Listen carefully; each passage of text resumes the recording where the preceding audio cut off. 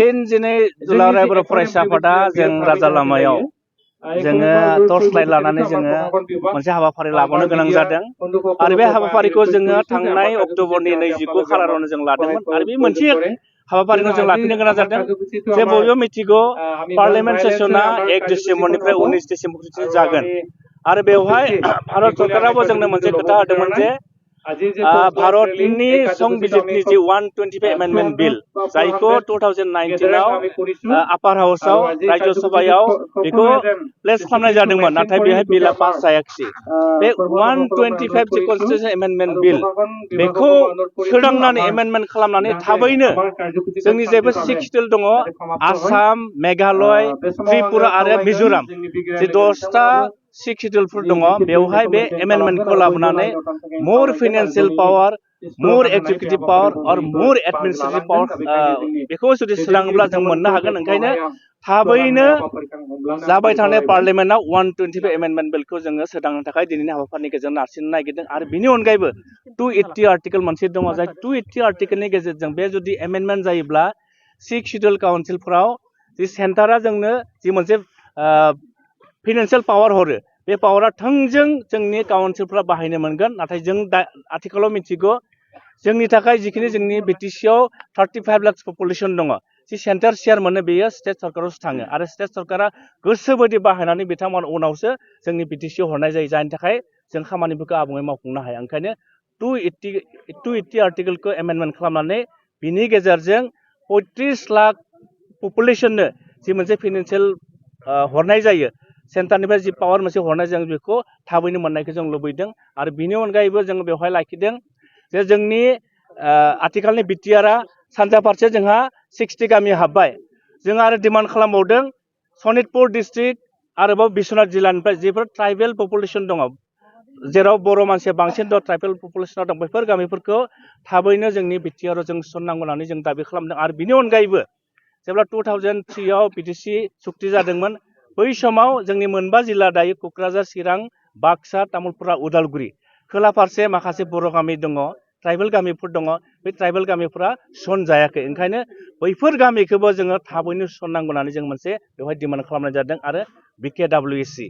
10 लाख बर'नि थाखाय बिटिआरनि बायहेरायाव थानाय जि 10 लाख बर' दङ बिथांमोनाबो गावनि राव गावनि थुनलाइ गावनि हा गावनि राजनितिक अधिकार बिनि थाखाय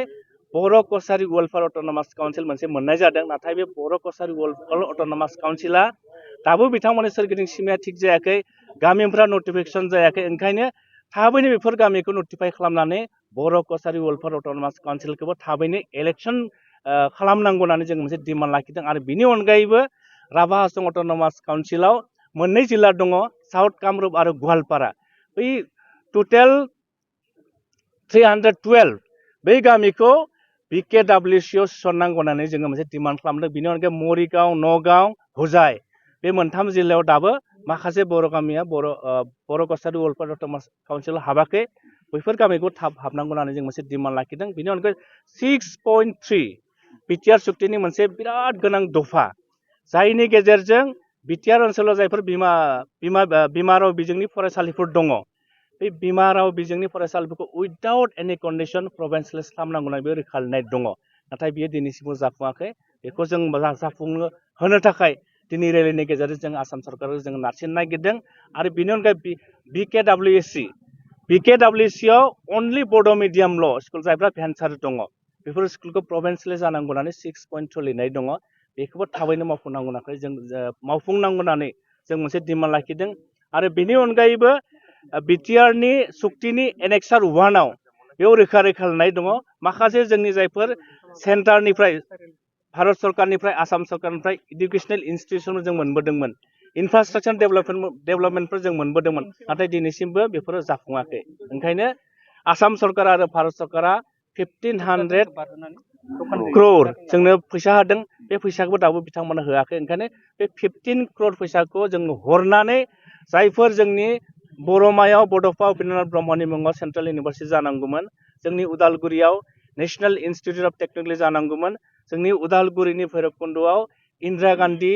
रिजनेल ट्राइबेल इउनिभारसिटि जानांगौमोन बेबायदिनो माखासे इडुकेसनेल इन्सटिटिउसनफोर दङमोन बेफोरखौ मावफुंनाय जायाखै। ओंखायनो 15 क्रर फैसाखौ थाबैनो जोंनो हरनानै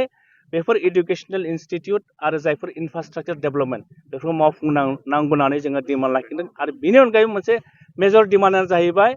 जे 2020 मायथाइयाव जायफोर जोंनि एनडिएफबि केडारफोर दङमोन बिथांमोना हाथियार गथायबाय। दा बिथांमोना सरासनस्रा सुबुं जाबाय। नाथाय दुखुनि बाथ्रा माखासे बारग' एनडिएफबि केडारफोरनि केसफ्रा दाबो आसामनि गुबुन गुबुन पुलिस थानाफोराव रेजिस्टार जानानै दङ। बेफोर केसफ्रा दाबो उइथ्र' जायाखै। उइथ्र' खालामनांगौ होननानै जों डिमान्ड लाखिदों। आरो बिनि अनगायैबो दासिमबो बारग' एनडिएफबिफ्रा आसामनि गुबुन गुबुन जेलफोराव जेल जोबजानानै दङ। बिथांमोनखौबो जेलनिफ्राय थाबैनो बरननांगौ होननानै जों मोनसे डिमान्ड लाखिदों। दा बेफोर गासैबो डिमान्डखौ लानानै जों दिनै फिन आसाम सरकार आरो भारत सरकारजों खावलायदों बिटिआर सुक्तिनि जि थालांनाय आद्राफोर दफा बे दफाफोरखौ थाबैनो मावफुंनानै बिटिआरखौ मोनसे आयेन माने फुल फ्लेजेड मोनसे बिटिआर खालामनांगौ होननानै जोङो दिनै बनजार लानाय हाबाफारिनि गेजेरजों जोंनो आसामनि गिबि मन्थ्रि आरो भारतनि नखर बिफाननि मन्थ्रि बिथांमोननो जोङो गोसोखांलाय जों गथायनाय जादों। जुदि माने नोंथांमोननि जे दाबि बे दाबि जुदि बिथांमोना फैबाय थानाय समफ्राव माबायदि दुलाराय बर' फरायसा आफादा जों स्पष्ट गोबां नाजानायनि उनाव दिनै जोङो बर' हारिनिफ्राय इनाय हाथियार लानानै जे सोमावसारनाय बेखौ जों गैया खालामनो हादों। आरो जोंनि गेजेराव मोनसे सान्थि फैबाय। आरो सान्थि फैनाय लोगो लोगो डेभेलपमेन्टआ अट'मेटिकलि जायो। जों नुदों जोंनि गेजेराव सान्थि फैनाय लोगो लोगो मेट्रिकआव चिरां जिल्लाया खननै टप 10 जोङो पजिशन मोननो हादों। आरो बिनि अनगायैबो हायार सेकेन्डारियाव जोंनि बाक्सा जिल्लाया टप पजिशन मोननो हादों। माने बेनि गेजेरजों फोरमायनो हायो जे सान्थि फैनाय लोगो लोगो जोंनि सोलोंथाइनि जि हार फरायनायनि जि मोनसे हार बे बांबोनो हमदों। आरो जों मिथिगौ जेब्ला सोलोंथाइनि हारा बाङो मोनसे जायगाया अट'मेटिकलि डेभेलप जायो। ओंखायनो बेखिनि जिखिनि जों डिमान्ड लाखिदों बे दफाफोरा जायफोर मावफुं जायाखै बेफोर मावफुं जायोब्ला जों सानो आसामनि गिबि मन्थ्रिया जि मोनसे बाथ्रा बुंबाय थायो बिथाङा आसामखौ मोनसे माने आबुं मोनसे स्टेट दानायनि बाथ्रा बुङो। नाथाय जों बुंगोन जोंनि जि मोनबा जिल्लाया बिटिआर ओनसोलाव जि दावगायाब्ला आसामाव माब्लाबा आबुं महर मोननाय नङा। ओंखायनो जिखिनि दफाफोर दङ मावफुं जायाखै बेखौ मावफुंनानै बिथांमोनखौ जों खावलायदों। आरो मावफुं जायाब्ला दुलाराय बर' फरायसा आफादा स्पष्ट जेब्लासिम जोंनि डिमान्डफ्रा मावफुंजाया बै समसिम दुलाराय बर' फरायसा आफादा जोङो गणतान्त्रिक भाबै जों आन्दलन खालामगोन जेब्लासिम जोंनि दाबिफोरा मावफुंजाया। बे स्पष्टखा।